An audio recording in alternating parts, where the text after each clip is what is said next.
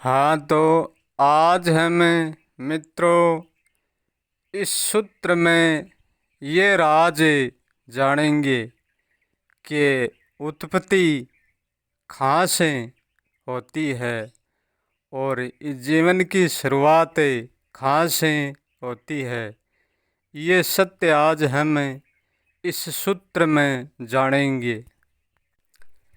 यहाँ सब लोग कहते हैं कि जीवन की उत्पत्ति शून्य से होती है और शून्य में विलीन हो जाती है, परंतु लूणा कहता है कि मेरा मानना ये है कि जीवन की उत्पत्ति और जीवन का विलीन होना शायद ये कारण शून्य नहीं हो सकता, क्योंकि उत्पत्ति के लिए कुछ चाहिए और कुछ होगा तो ही उत्पत्ति होगी। परंतु शून्य अपने आप में कुछ भी नहीं है, इसलिए शून्य से कोई भी चीज़ की उत्पत्ति होना नामुमकिन है। अब प्रश्न ये उठता है, तो फिर उत्पत्ति होती कैसे है। आइए मित्रों, आज हम जानते हैं कि उत्पत्ति कैसे होती है। मेरा जहाँ तक जानना है, जहाँ तक मेरा मानना है, वहाँ तक ही मैं बोलता हूँ। मैं ये तो नहीं जानता कि जो मैं कहता हूँ वो सच प्रतिशत सच होता है कि ये नहीं होता, ये मैं नहीं जानता। परंतु मैं जो भी जानता हूँ वो सच मानता हूँ।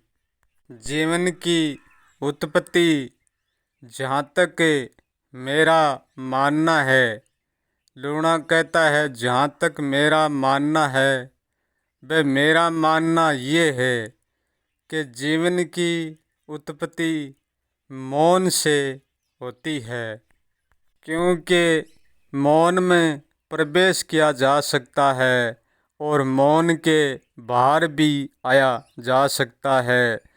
उत्पत्ति वहीं हो सकती है जहाँ प्रवेश किया जा सके और वहाँ प्रवेश से बाहर आया जा सकता है। इसका ही नाम जीवन है और इसकी नाम उत्पत्ति है, क्योंकि मौन भी एक सत्य है और अपने आप में बहुत बड़ा एक रहस्य है। जो मौन में प्रवेश करता है वो ही मौन के बाहर आता है। मौन में प्रवेश करने का अर्थ है जीवन समाप्ति और मौन के बाहर आने का है अर्थ है जीवन की उत्पत्ति।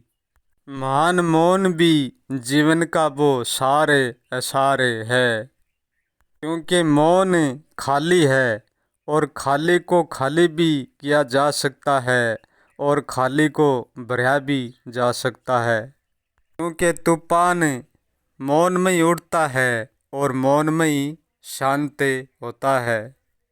शून्य तो वो सत्य है, ना तो उनमें प्रवेश किया जाता है और ना उनसे बाहर आया जाता है, क्योंकि शून्य ना तो कोई चीज़ से भरा हुआ है और ना कोई चीज़ से वो खाली है। शून्य को ना तो हम भरा हुआ कह सकते हैं और ना हम खाली कह सकते हैं। शिल्प मौन में मिटा जाता है। जो मौन को जानता है वो मिटता है। मौन को जानना ही मौन का, क्योंकि मौन को जानना ही मौन का परिवर्तन होता है। शून्य में कुछ भी जाना नहीं जाता, शून्य में केवल मिटा जाता है। जहाँ तक जानना पहचानना होता है वहाँ तक केवल मौन ही होता है। मौन के मिटने में कारण होता है और शून्य के मिटने में कोई कारण अकारण कुछ भी नहीं होता है। जो मौन में एक तरफ सदा सदा के लिए मिट जाता है, वो दूसरी तरफ सदा सदा के लिए प्रगट हो जाता है। इसलिए मौन में मिटा नहीं जाता, मौन में परिवर्तन हुआ जाता है। एक वस्तु है और दूसरी अवस्तु है, और दोनों ही मौन का ही पहलू है।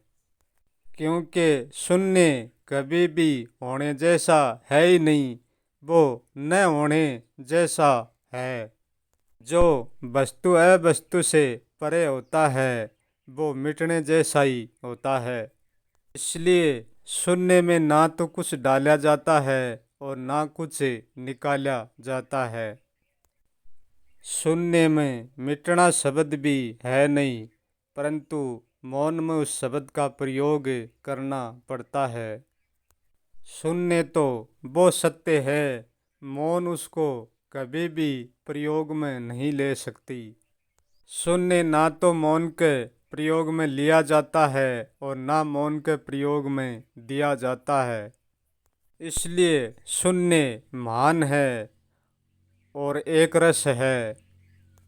मौन और शून्य कोई अलग नहीं है, फिर भी वह है। क्योंकि मौन तो कण कण में व्यापक है, इसलिए मौन है। परंतु शून्य कहीं पर भी नहीं है, परंतु फिर भी वह शायद है। हमारा जानना पहचानना शून्य तक नहीं पहुंचता, और जो शून्य तक पहुंचता है वो हमेशा ही अनजाना ही रह जाता है। जो अनजाना ही शून्य तक पहुंचता है वो ही सत्य है।